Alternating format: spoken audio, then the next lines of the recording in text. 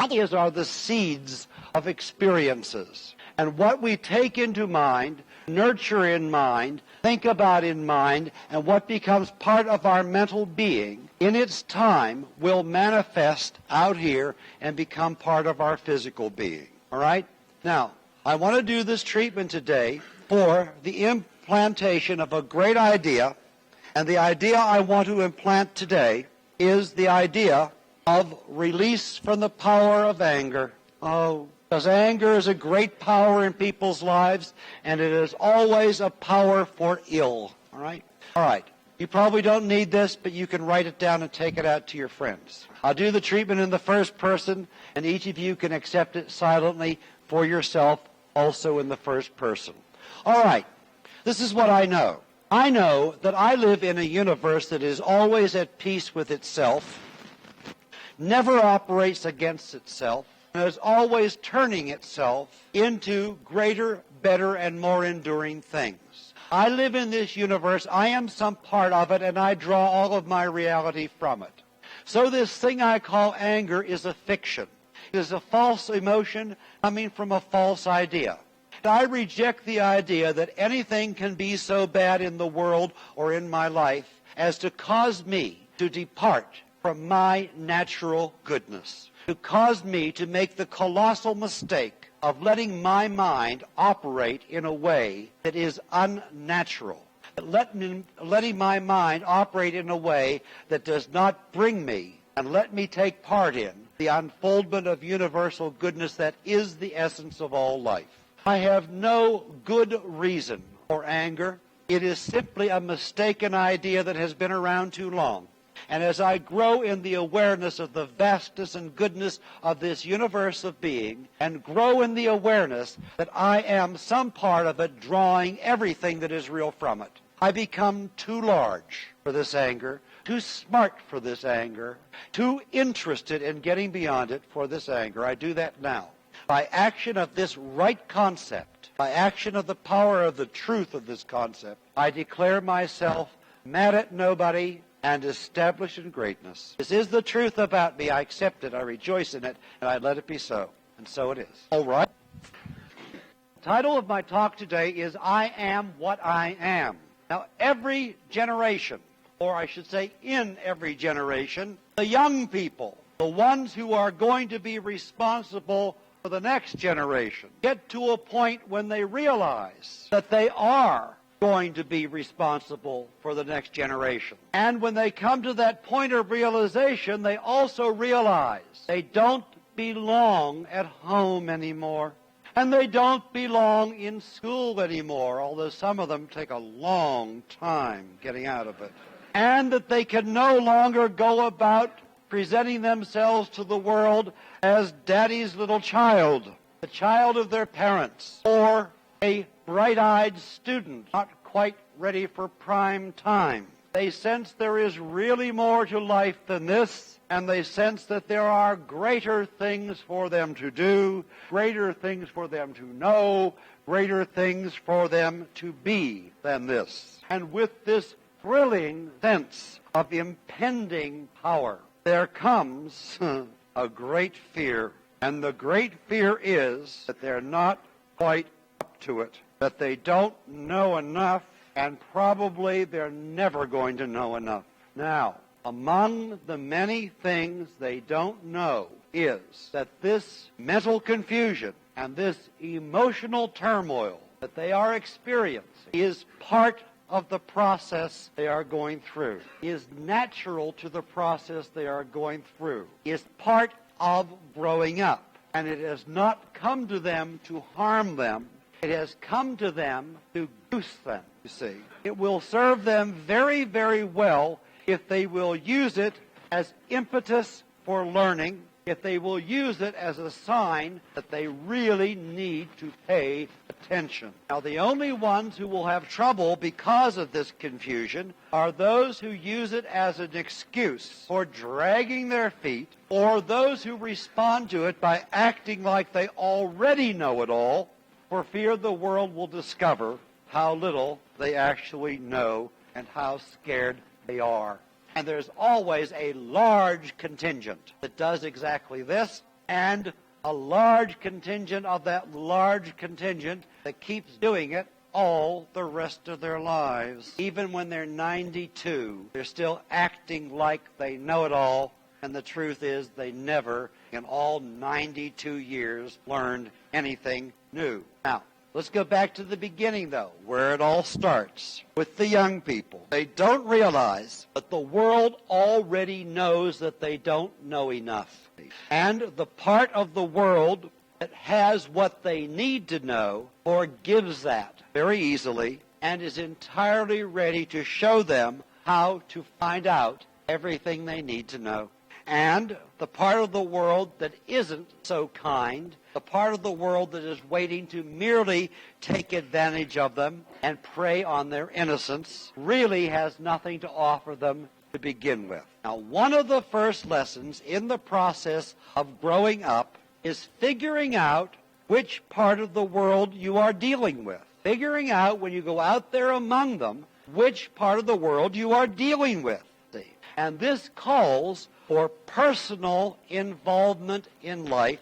It calls for hands-on experimentation in the business of living. And it almost certainly, in fact, more than almost certainly, it certainly calls for the making of many, many mistakes. Because if we go out looking to find success, we cannot possibly do that without risking the possibility of failure, because without failure as a possibility, there is no possibility of success. All right? So, we have to determine which we are dealing with and how to deal with it. And in the process, we are certainly going to do things that are not right, and some of those things are going to be very serious. And we cannot escape this. See, nobody else can do this for us. Nobody else can give us the information we need ahead of time. You see, what we are doing at this time of life is becoming independent individuals. And independent individuals means individuals who do not have to count on having things done for them, who do not have to wait until somebody else is ready to give them, do for them, tell them, know for them, think for them. Independent individuals. And the only way to become an independent individual is to learn to think for oneself, to learn for oneself, and to earn for oneself the value that lessons learned can bring. Now, you know, a lesson is well learned when it is well remembered. In other words, a lesson is well learned when you don't have to learn it over and over again, ad infinitum.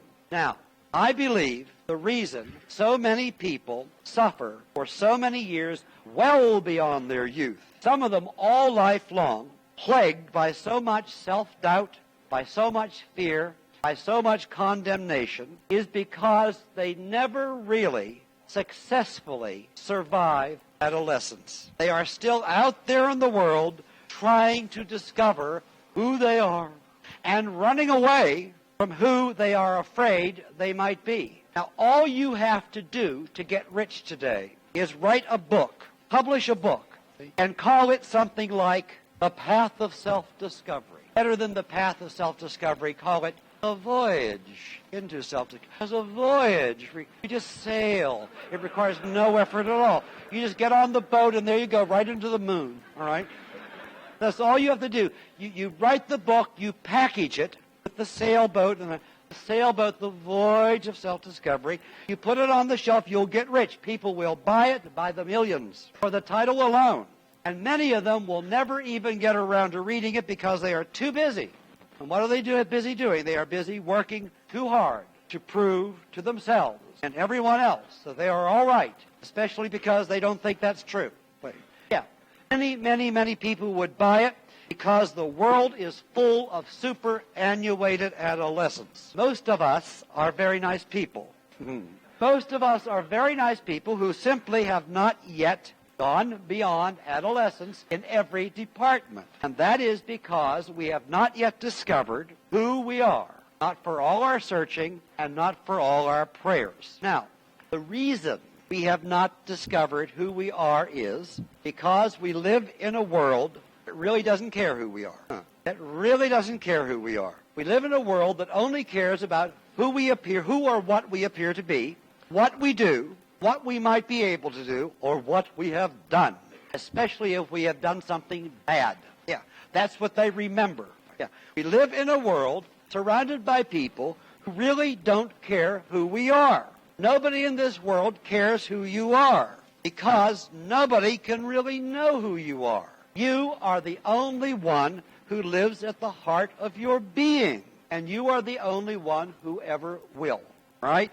And so it is up to you, to me, to each one of us individually to discover ourselves within ourselves, to find the essential wisdom within ourselves, to find the love, the assurance, the appreciation we seek within ourselves, within ourselves. Now, in a world that does not point us inward, because it doesn't, you know, when we ask for wisdom, when we ask for love, when we ask for encouragement, in a world that does not point us inward, what we are apt to get is a lot of mistaken ideas about ourselves. And the biggest mistake that we make, the one that all other mistakes turn on, is the mistake of thinking that we are our experience, that we are our experience, that we are the things we possess. We do think we are the things we possess, you understand. That's why it makes us so crazy when we think we're going to lose them. It's a death fear. All right. We think we are the things we are possess. We think we are the relationships that we have forged. We think we are our physical traits. We think we are our history. Oh, yes. We think we are our history, our personal history, our family history, our national history, our racial history. And that is why when people try to tell you who they are, they tell you what they do.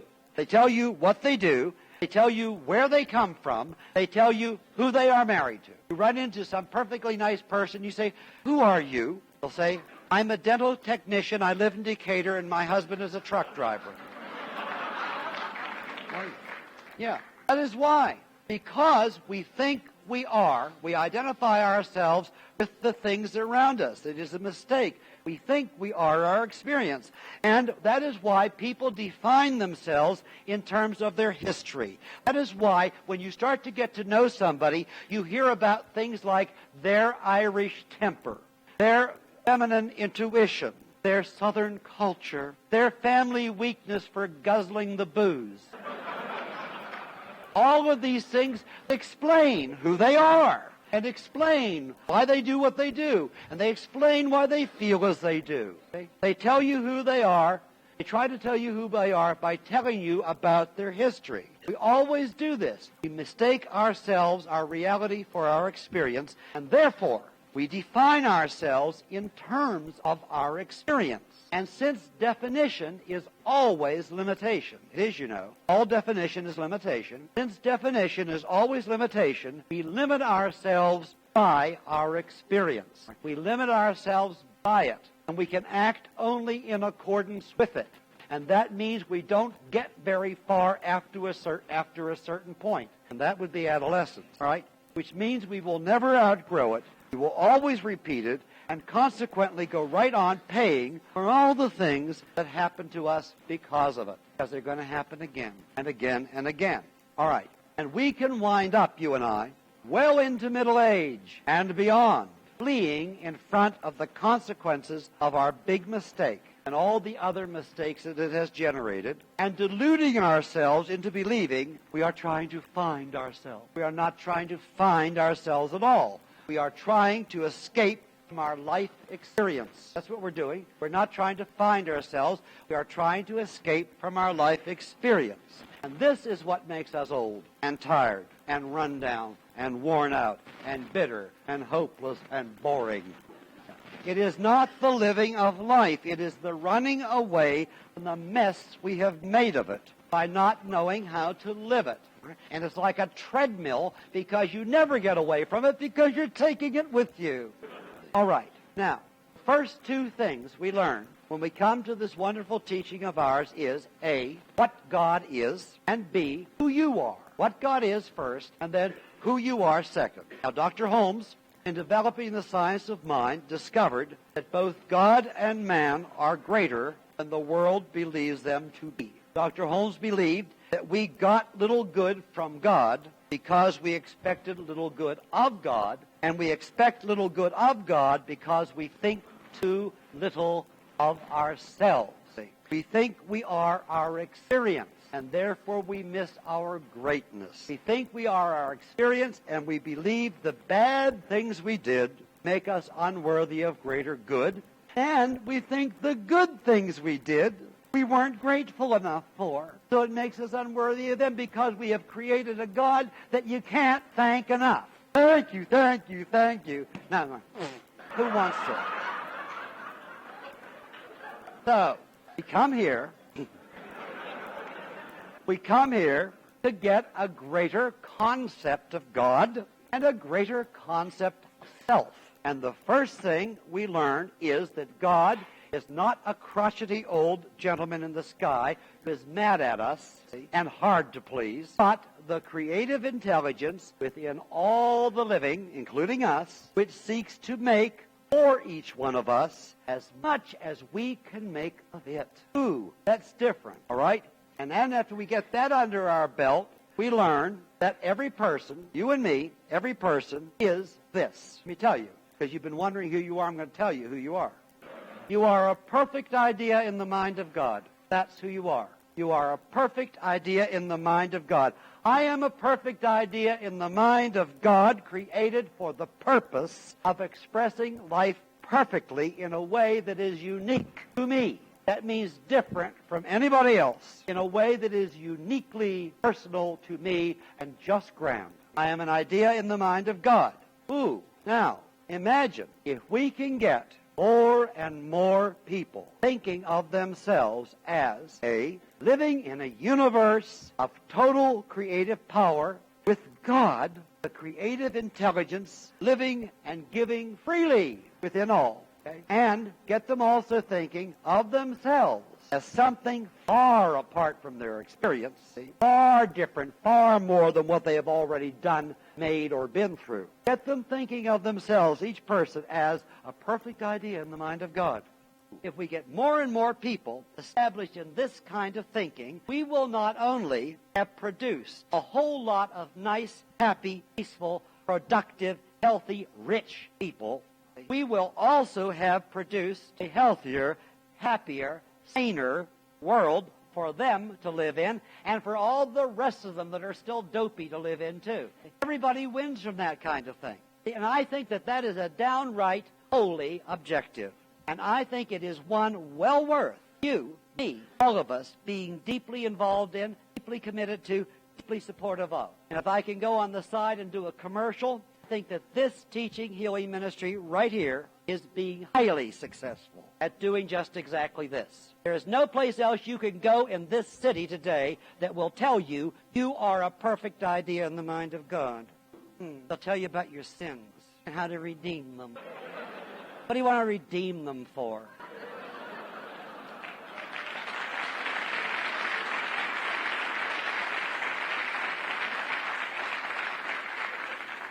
I have already enjoyed every sin I have ever committed.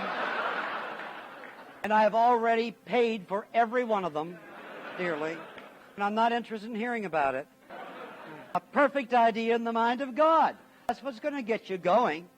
If we can get people to stop cursing themselves, stop limiting themselves by their own words, stop damning themselves with their own testimony, we will be leading them to personal greatness. And also, we will be presenting to the world another productive, right-thinking person. And the world needs them, a whole lot of them. Now, I don't for a minute think that every person has to spend his or her life out there struggling with and solving great problems of the world. I think each one of us will make a massive contribution if we simply stop being one of them, right? That's all. How nice, how wonderful, what a new thing. Just stop being one of them. Now, you and I, every one of us, we make ourselves a problem. Every time we say, I am, and then finish that statement with a negative. You make yourself a problem every time you say, I am, and then finish it with a negative. I am sick. I am poor. I am fearful. I am needy. I am unloved. I am unworthy. I am unattractive. I am guilty. Oh, I am a this, or I am a that, or I am the other. Where in the world did you hear such language? Where did that language come from? Not from your heart, not from the innocence of your mind. You heard that language used by other people to describe things that they didn't like and couldn't contend with. And that language was perfectly apt when it was describing those things. It is not apt when it describes you, because you are a perfect idea in the mind of God. You are not any of those things. Every time you mistake yourself for your experience, for your environment, for your history, you limit yourself and you limit your value to the world. Now, Dr. Holmes tells us, and I'm quoting him now, he tells us the divine nature is reenacted in man. Simple statement. Divine nature is reenacted in man. What this means is that the mind of God is always, what the mind of God is always doing to create the universe. The mind of God in you, in me, in each one of us, is always doing to create our experience in the universe. I'll say it again. It means that what the mind of God is doing to create the universe, that means all these planets and these outer space things that people are flying to, and all this inner universe that we haven't even explored yet. But the mind of God is doing to create all of that. The mind of God in you, in me, in the individual, is always doing to create our experience in that universe. Now, he also says that the mind of God thinks the universe into being by contemplating its own perfection. Oh, the mind of God thinks the universe into being by contemplating its own perfection. And that you and I think our universe, our experience into being by the contemplation of our perfection, okay? By the contemplation of our perfection, not by running around commenting upon our past experience unfavorably. Not by running around commenting on our past experience, even if it's good, because I'll tell you something, no matter how good it is, you'll never be happy with it in the future. Nobody wants to repeat even the best. We always want better. That's the way we are. That's the way we are. Hard to please. And we ought to be, because we have the capacity to create new things and better things all the time. So we ought to be hard to please. All right. It is extremely important to speak the truth about ourselves if we would have the best of ourselves. Extremely important to speak the truth about ourselves if we would make the best for ourselves, beginning with the truth about who you really are. And while we may not wish to go around telling people, I am a perfect idea in the mind of God, while you may not want to answer the phone that way, see? Because they already think you're nuts for coming here. You don't want to do that. So you don't want to do that. But we might be making very, very sure that when we open our mouths and say, I am, that whatever follows it is a positive affirmation of what we want to be. All right? Not what we don't want, not what we hate, not what we fear, not what we're ashamed of, not what worries us. When we say, I am, that it is a positive affirmation of what we want to be. And in our private conversation with ourselves, that one that's going on in your head all the time, in our private conversation with ourselves about ourselves, when we are tempted to wallow in our mistakes, our inadequacies, our fears, or when we are tempted to apply those unflattering names or labels that we hear in the world, we need to get into the habit of getting back to the center by reminding ourselves, look, though I stand in the midst of it all, I am no part of it all. I am what I am. I am not something that is defined by my experience. I am what I am, and what I am is a perfect idea in the mind of God. That's what I am. I am the one who will bring sanity into this situation. I am the one who will bring peace into this heart. Okay? I am the one who will find the wisdom and the love it takes to know whatever I need to know, in order to do whatever I need to do, in order to show in the world and in my life whatever I want to show, primarily what I really am. A perfect idea in the mind of God.